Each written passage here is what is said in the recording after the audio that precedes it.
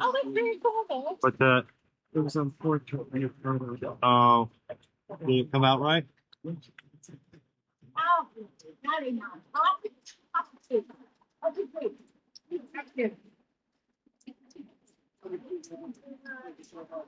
Maybe we can get over here. You can... Whatever, the memorial. I need some water.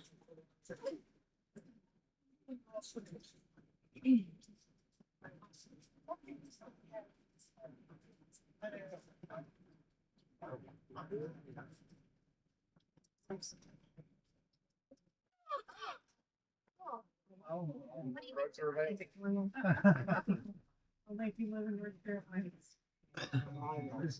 Free prostate exam for every Christmas. Is that still on the What? free prostate exam for every Christmas? Is that still on the Patients, folks, and we're going to get some nice views of the Albert Memorial as we pass by it, and also the Royal Albert Hall, which is famous for its music concerts. To the big orange brick building with the yellow sort of bath stone on the left of the Royal Albert Hall in a moment. It is said that Queen Victoria unveiled the Albert Memorial, and the likeness of her husband was so exact she could never look at the statue again. So that's a bit sad, really. On the left, the Royal Albert Hall, all sorts of things set to lay on at the moment, I think. On the right, there it is, in all its glory, a Gothic skyrocket. Look. Very, very detailed carvings and allegorical sculptures of great and eminent Victorians. And here we are, coming into Kensington. On the right, Kensington Gardens leads up to the palace. Now, we're not going to see the palace because it's too far set back from the road here, but we are going to see something else that Kensington is very, very famous for. It's museums. In fact, it's sometimes nicknamed museums. It has some of the most important of the palaces of learning. So these are museums that were built on the profits of something called the Great Exhibition of 1851. Prince Albert was a mover and a shaker, and he wanted to make Great Britain great, yeah? And he decided it would be a really good idea to have a fabulous early sort of world fair.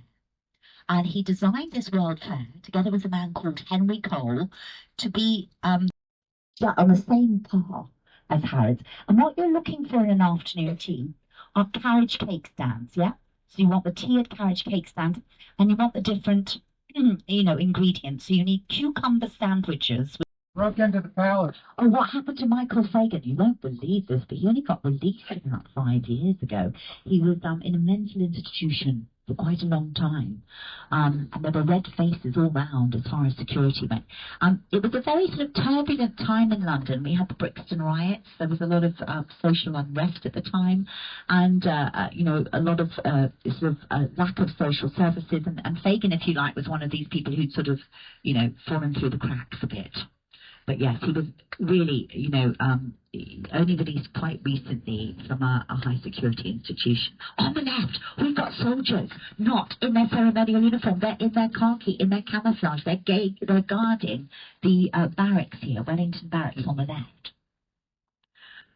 So, Florian is taking us down to see the famous Royal Church, Westminster Abbey.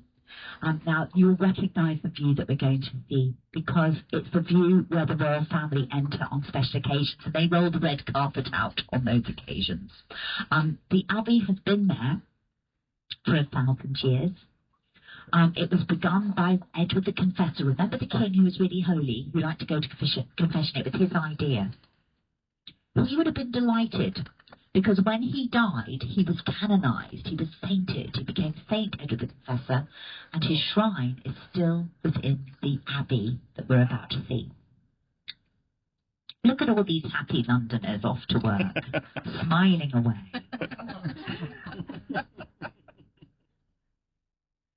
So there's a certain time of day where these underground tube stations are really horribly busy, and it's around about now. If you can avoid being on the tube between 8 o'clock and 9 o'clock in the morning, then you won't be subjected to experiencing what it's like to be a sardine.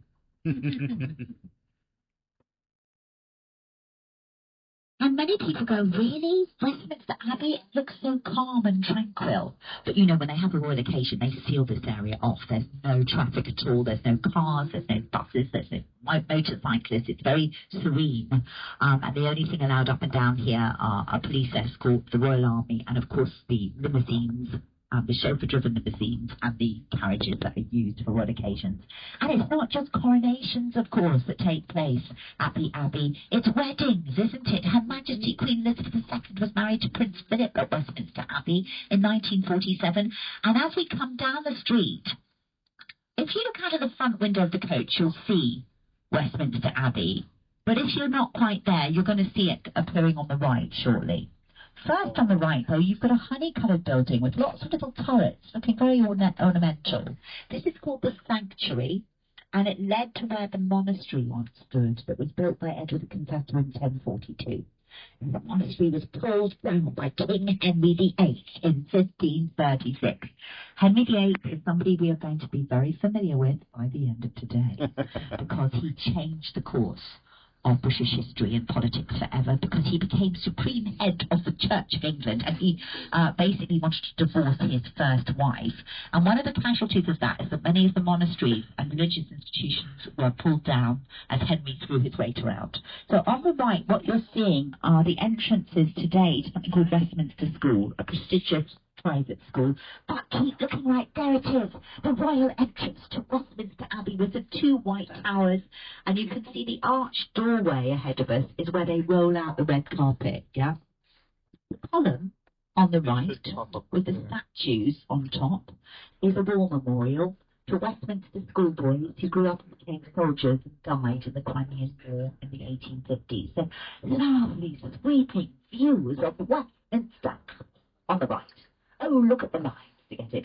So, yes, Westminster Abbey is open to the general public, and you can sightsee here every day of the week except for Sunday. Inside is not only beautiful architecture dating from the medieval period, but also the tombs of many kings and queens of England. So if you're looking for Plantagenet or Norman kings and queens of England, or a lot of